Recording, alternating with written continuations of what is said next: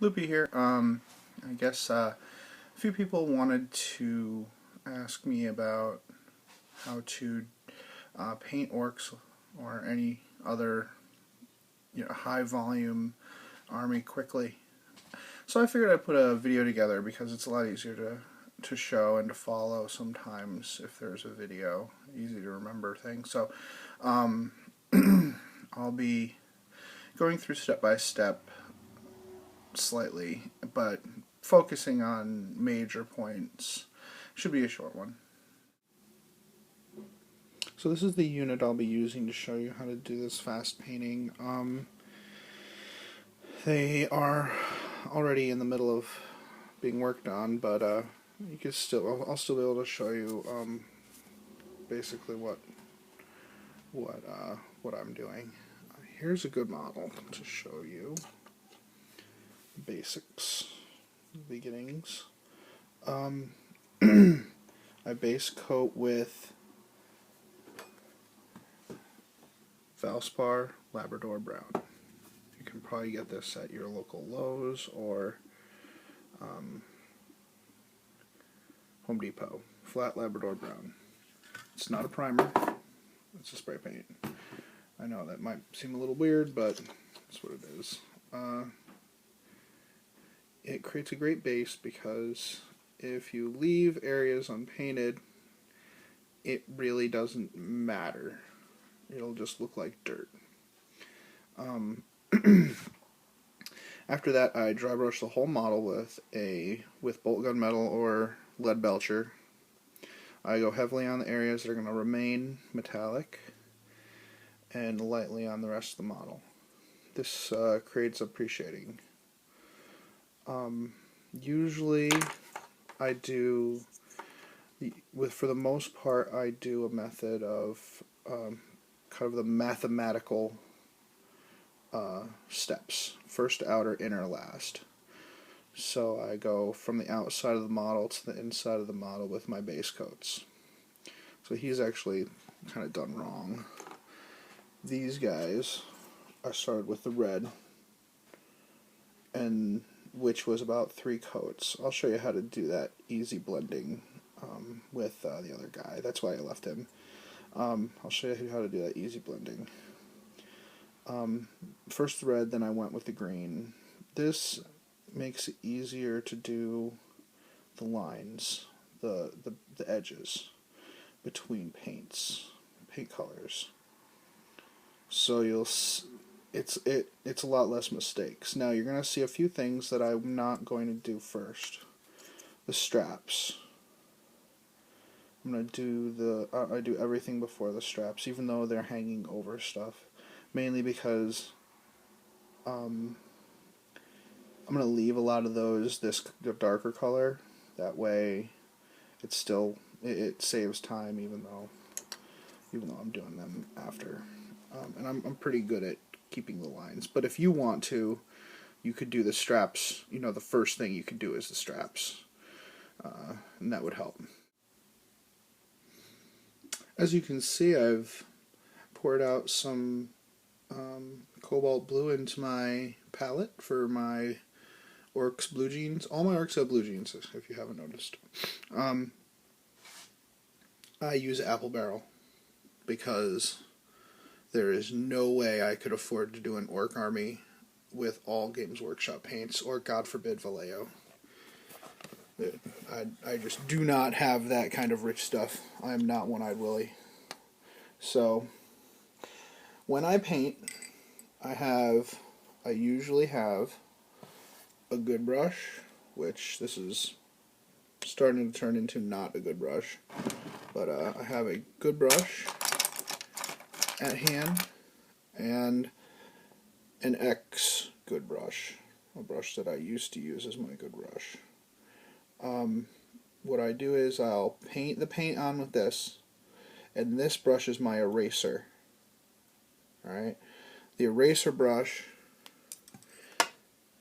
when I make a mistake, it's faster to do the erasing as I go rather than touch up later. That way you don't have to paint the same color as many times. So I also wear, let me show you here, a shirt for painting. It is completely covered in paint, you'll notice. And that's what I wipe off on. It's a lot faster than, it's actually a lot more absorbent and better than having something sitting there. So,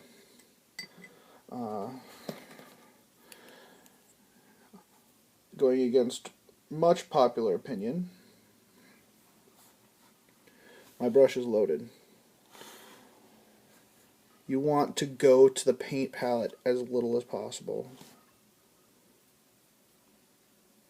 You want to just get that paint on there. An area that's unpainted, that's not going to stay that color, don't worry about going over it. Just get the paint on. So that strap right there, notice I tried to stay on the edge as best I can so that I don't have to repaint it later. So that's just going to be the color of the base. Even though some areas we're leaving it plain to get a metallic feel, that area we're leaving it plain to get a leather strap feel. And it actually works because we lightly dry brushed that area and heavily dry brushed other areas. This is a tough part, getting the crotch. So you'll see throughout that entire thing I went to my paint pile 3 times. And that's the speed issue. That is every little thing you can do to increase your speed is helpful. So that's the first coat. You'll notice that that's going to be patchy. It's going to, the fact that it's thick, it's going to run a little bit into the crevices. It'll be more blue there than on the outside, which is fine because I tend to layer. And we have the silver too, the dry brush. Now you'd notice I didn't really have to use my eraser, but just to give you a look of, see of how I do it, I put my brush in my water, I get rid of a little of it, and I go over, wipe it on my shirt, go over. So you're basically getting that area completely wet. That blue is running into the cracks, but as I dry the brush off on my shirt, I'm actually picking up the super wet paint. That's just basically a wash, but I'm wetting it, getting it super wet, and then sucking it up with a dry brush. So you'll see that area is erased. And that's part of, like I said, going a little bit faster. So, one kind of easy little technique that I learned from doing ceramics is antiquing. I'm not sure this is really what you'd call it for what I'm doing here, but you can see that little belt buckle. Now, Lord knows I don't want to come back later and dry brush that freaking belt buckle. So getting around it is easy. So see that is extremely easy, just to stay deep and get around it. Very simple. But the middle piece, unless you have a really nice brush, you're going to get some on the buckle. I just smear it with my finger. Boom! Inside the buckle is painted Yankee Blue Jeans, and the raised spot is the silver dry brush we started with. And then So I would do that before, of course. I did around it, but I just wanted to show you. Alright, 5 hours and 3 fallen soldiers later. All of the initial coats for the boys are completed. As you can see, we've done your damn Yankee blue jeans, all the straps, painted inside the mouths like a reddish brown, painted the furry hats white, and also orcs have like bandages that they have on their guns and some on their arms. Now, what you'll tend to notice is, like, you know, anything you can't see I really haven't painted. So, you'll see I did my fingernails. That's because I want them tinted to the wash. I want those to be grungy, whereas the teeth need to be, you know, pearly white, because Mad Dog Joel Teeth DDS doesn't let his men, you know, they fight gum disease as much as they fight dirty umis. What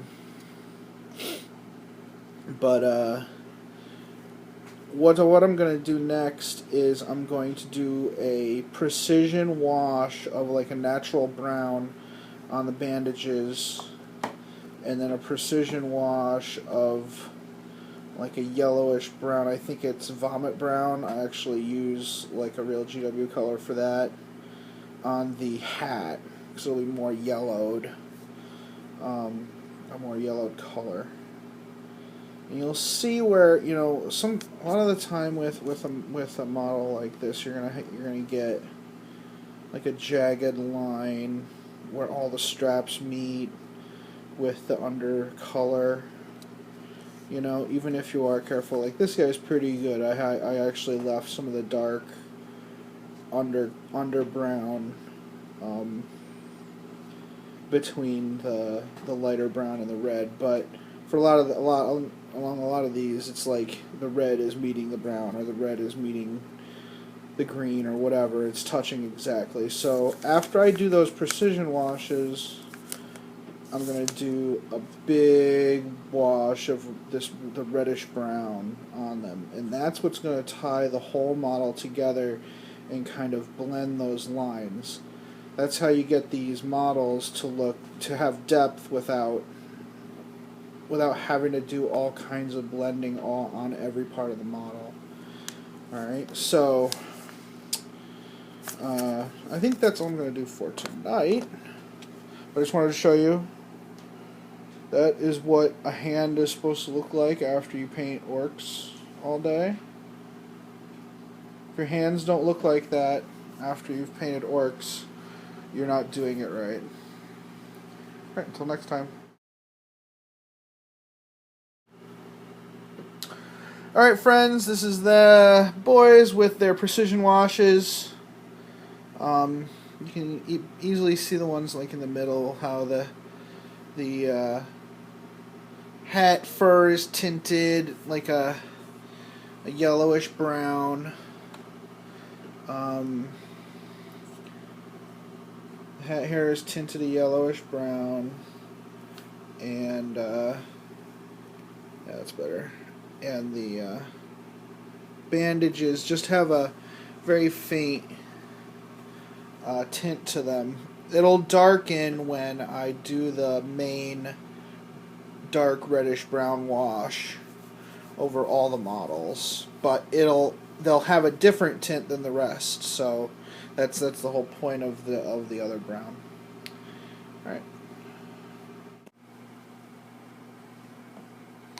All right, with the wash on, these guys are now ready for highlights. What I'm going to do is I'm going to highlight the red, the green, and the Yankee blue jeans. You might be able to see it here. You'll probably be able to see it better in the pictures that I post after. That The wash has softened the edges between between different colors, and has made it a lot smoother in general.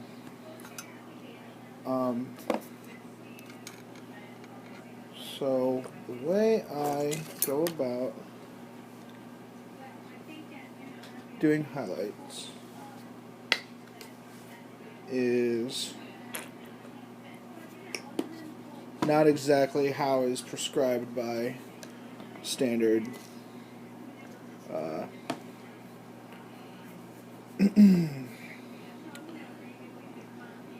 internet videos. Again, remember, this is for painting basic tabletop quality. We're not trying to win any prizes. So I've already got a little bit of a fade here. Some of my wash got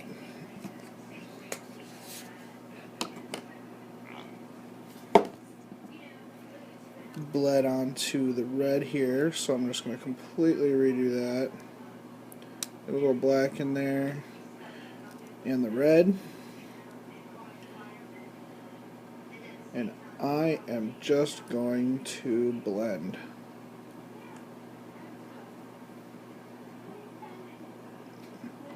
Removing paint from the brush with my finger to soak up if I need to.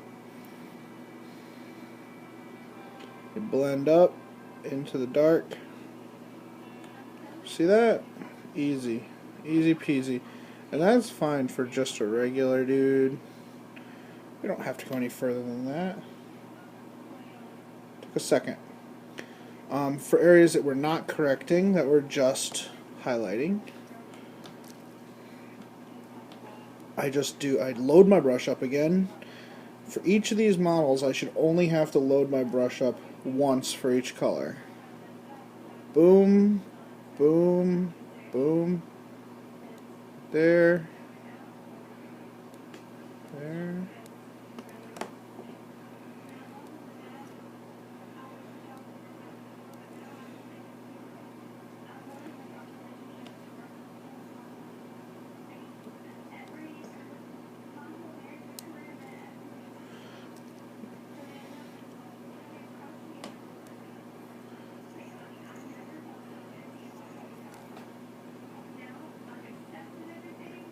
Now you see with this red, I've actually already done some blending already, but so I'll probably only have to do this once more, or this one time. But that's it. I mean, see how much gradient there is? There appears to be, because after the first initial coat, then the wash, just one highlight gives the impression of depth. It's kind of important, so I'll show it again on this knob. He's got quite a bit less already done on him. You can see it's a little splotchy, but once we do this, he's a little bigger, so I might have to do another dip.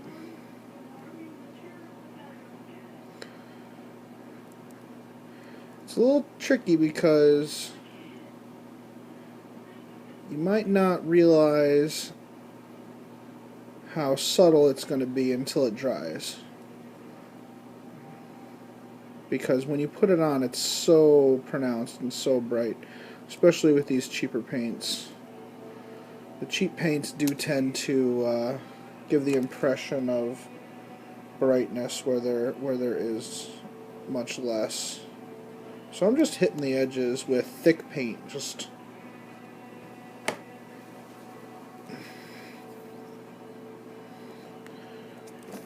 these curved surfaces. I'll come back to.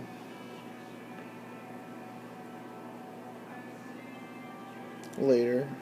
So see, I get rid of excess on my hand and kind of blend up from where there's no paint.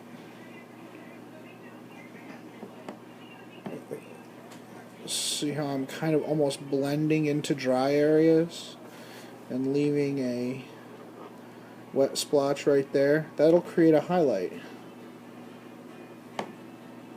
We'll touch along the edges of this helmet.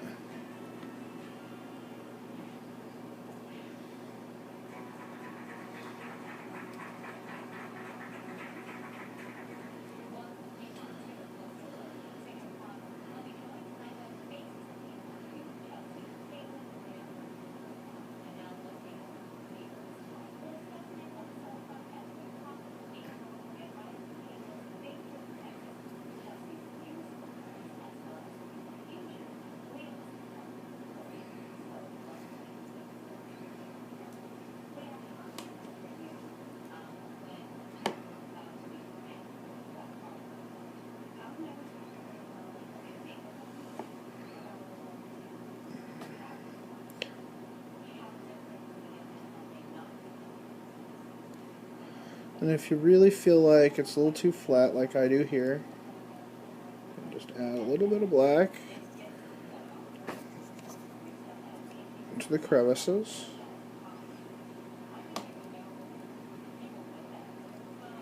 And blend it into the color that you're painting. For this, I probably could have used that dark reddish brown as well, instead of the black. That would have been fine. Probably would have been more appropriate.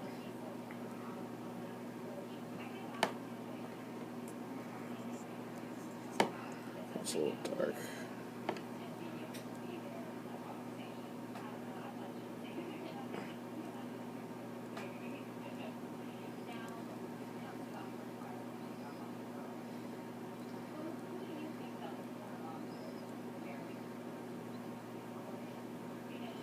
And then at the end, just hit another highlight. Boom.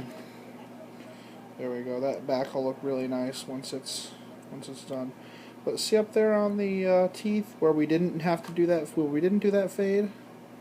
It's still pretty good. That's what you want to do with most of these models. You don't want to sit there and do what I did on the back the entire time. These are not, you know, these are not supposed to be the most high quality. So, see how the helmet's dried now? I just want to hit those curved surface areas one more time for the highlight. So that's what I would do on my second pass. I just do just a little highlight there. So what I'm going to do is, like I said, I'm going to go through these all one more time. And with the red, I'm going to highlight the pants the same way. You don't want to have to worry about messing up with other colors, because see, I just use my finger to wipe away paint. It's like when you're painting orcs, you just do it. You just go. Anyways, you shouldn't have to worry about mixing with other colors on the model, because we're not painting entire areas. We're just hitting the edges, the middle of big areas to get highlights. Like that.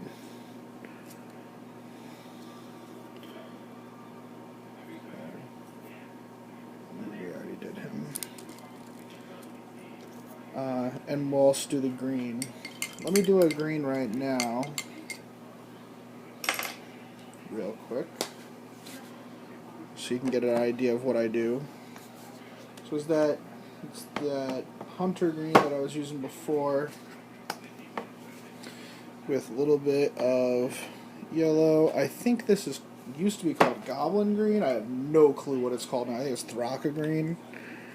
It's like it's not as bright as snot green, but still, yeah, what is that? War Boss green. Cool. So War Boss green. So that's actually when you get it on there, it's actually going to be very. Oops. It's actually going to be very.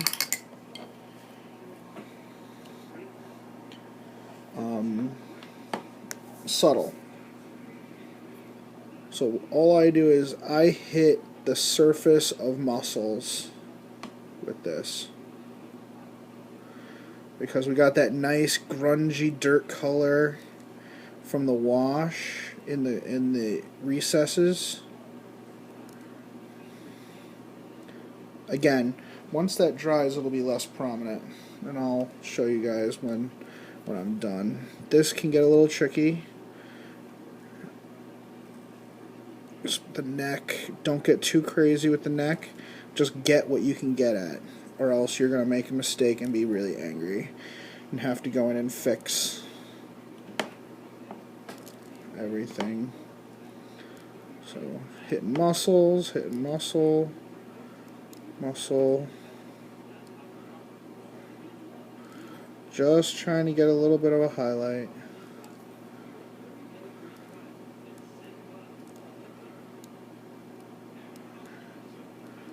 Hand. Another point I was going to make. Notice how this hand right here that shows has his fingernails done, and this hand that's holding on to the gun that's being hidden by most of the model does not have his nails done. That's because nobody will ever see that, and we are not doing a showcase model. Don't paint things people aren't going to see. There's no point. Like, nobody's going to look at your Ork's crotch. Don't worry about detail painting your Ork's Yankee blue jeans in the crotch area. So see how that's drying already, and how subtle that really looks now. It's not overwhelming, but it is noticeable. So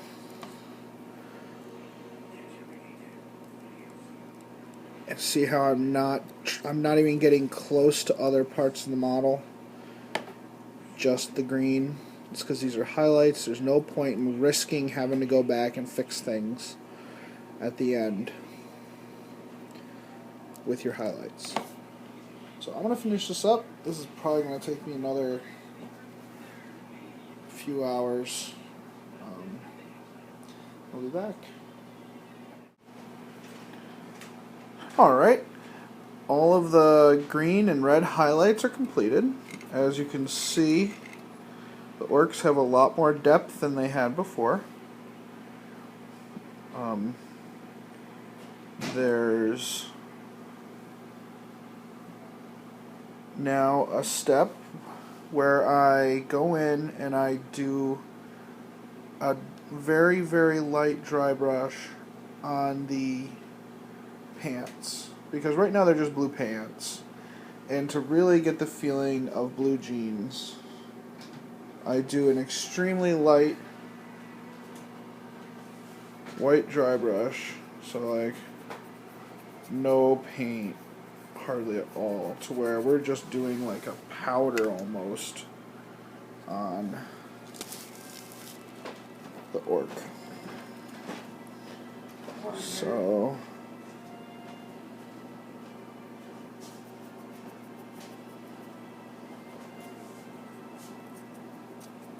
it's okay if some of this gets on the other parts of the model. It's not a big deal.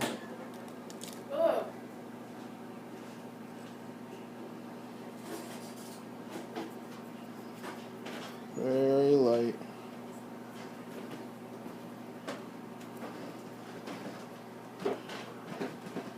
And that is much more blue jean-like. On this step, I'm also going to paint the teeth. You can see an example here. Wagdrill teeth. Everybody's teeth are perfect. Good white teeth, because we care about dental hygiene on Wagdrill teeth. Alright, as you can see, I've completed the dry brush on the pants. I wrung the bases in black and did a semi-gloss coat. You see a little bit of sheen on them there. The semi-gloss is there so that when I start doing the details, I can make mistakes and erase them easily.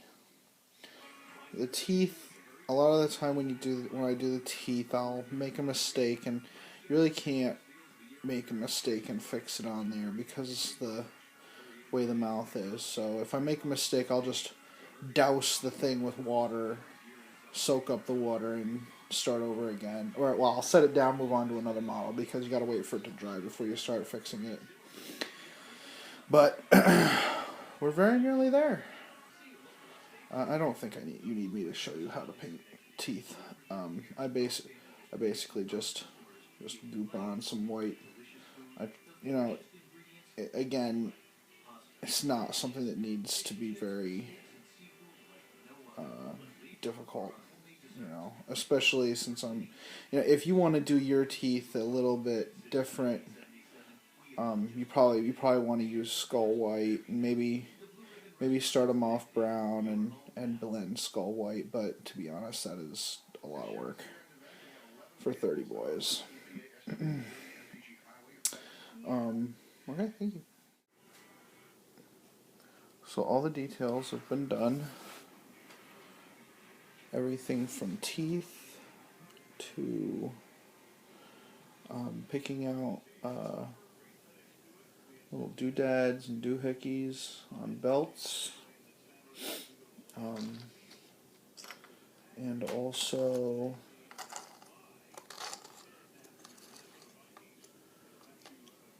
little butt stitches, some of them have.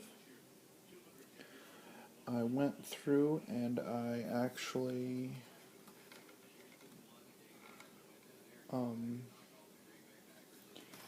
did some extra washes on the bandage barrels and armbands because they were a little light. We don't want them to be, too white. I also did some darker washes on some of many of the barrels, and ammo feeds, giving them a bit of a darker, more contrast, so you can pick out the individual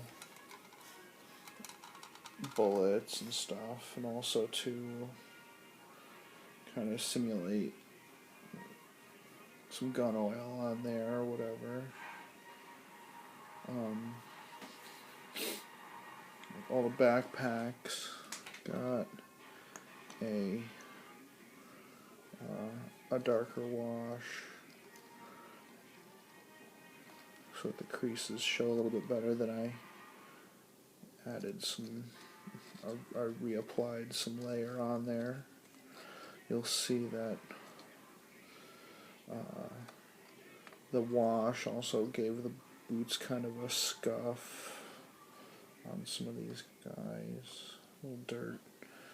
I won't powder these, but you're certainly welcome to do so. You could powder up their legs and feet and stuff. I'm sure the photographs will look better when I do them. But we're basically done. So you can see how we can paint these orcs very, very quickly, as long as you're willing to cut some corners and use some wash tricks. My bases are simple. I just take the same color that I washed with and mix it with wood glue and apply it very thickly to the base, and then dip it in sand. That way there are some areas where it shows through and some areas where it's still sandy. Then I add some greenery and some pebbles, some aquarium stone. Alright, so this is the finished product. The Orks, the fuzzy hat Orks are done. As you can see, everything's very consistent.